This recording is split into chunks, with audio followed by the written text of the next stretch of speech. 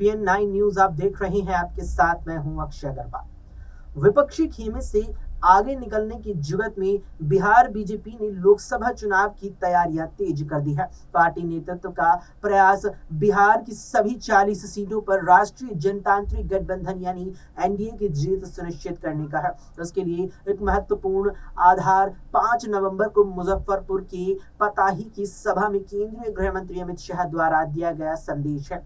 ये वो है कि 70 बनाम 30 यानी कि लगभग 20% मुसलमान और 10% यादव को छोड़कर शेष मतदाताओं को साधने की पहल करनी है। एनडीए का कोर मतदाता भी इसी 70% से है। प्रदेश इकाई उस पर आगे बढ़ चुकी है। इस रणनीति का एक अध्याय अयोध्या धाम में 50 लाख श्रद्धालुओं को श्री राम लला मंदिर का दर्शन कराने का है। बीजेपी के प्रदेश अध्यक्ष सम्राट चौधरी का साफ तौर पर कहना है कि पीएम नरेंद्र मोदी की गारंटी पर 70% बिहार वासियों को भरोसा है। वहीं हमारे कोर मतदाता भी हैं। इसी क्रम में पार्टी के रणनीतिकार बिसात भी बिछा रहे हैं। संगठनात्मक कार्यक्रम से लोगों को जोड़ने को लेकर उन्हें सरकारी योजनाओं का लाभ दिलाने तक की पहल हो रही है।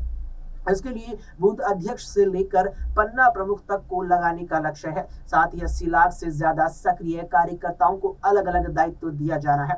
2015-2020 के विधानसभा चुनाव तक बीजेपी यादव वोट बैंक को साधने का प्रयास कर रही थी। अब यादव को छोड़ दूसरी पिछड़ी जातियों पर उसका फोकस है। खासतौर पर जाति आधारित गणना का आंकड़ा सार्वजनिक होने के बाद से बीजेपी ने अपनी रणनीति में बदलाव किया है। जमीनी फीडबैक के आधार पर सांगठनिक विस्तार में सम्राट स्पष्ट संदेश दे चुके हैं। भूपेंद्र यादव बिहार में 2014 से 2022 तक प्रदेश प्रभारी रहे। उस दौरान बीजेपी का जोर आरजेडी के कोर वोट यानी यादवों में सेंध लगाने का रहा। इसी योजना के तहत नित्यानंद राय को प्रदेश अध्यक्ष बनाया गया, लेकिन यादव पूरी तरीके से बीजेपी के पक्षधर नहीं हुए। गुजरे दौर के गठबंधन को भी पार्टी नेता बीजेपी के लिए नुकसानदेह बताते रहे हैं। बिहार में कुर्मी कुशवाहा की राजनीति संज्ञा लव कुश जैसी है। ये जेडीयू का कोर वोट बैंक भी रही है, लेकिन आरसीपी सिंह और उपेंद्र कुशवाहा की विदाई के बाद से बीजेपी उसमें सेंधमारी का अवसर तलाशने लगी है। सम्राट के जरिए वो इस अवसर को अपने पक्ष में करने की ठान चुकी है। जैसे कि पार्टी के रणनीतिकार बताते रहे, सम्राट चौधरी की ताजपेशी ही यादववाद का आवरण उतारकर पारंपरिक मतदाताओं के साथ अति पिछड़ा वर्ग को साधने के लिए हुई है। और इसके जरिए बीजेपी बिहार की सभी 40 लोकसभा सीटों को साधने की कवायद में जुट गई है।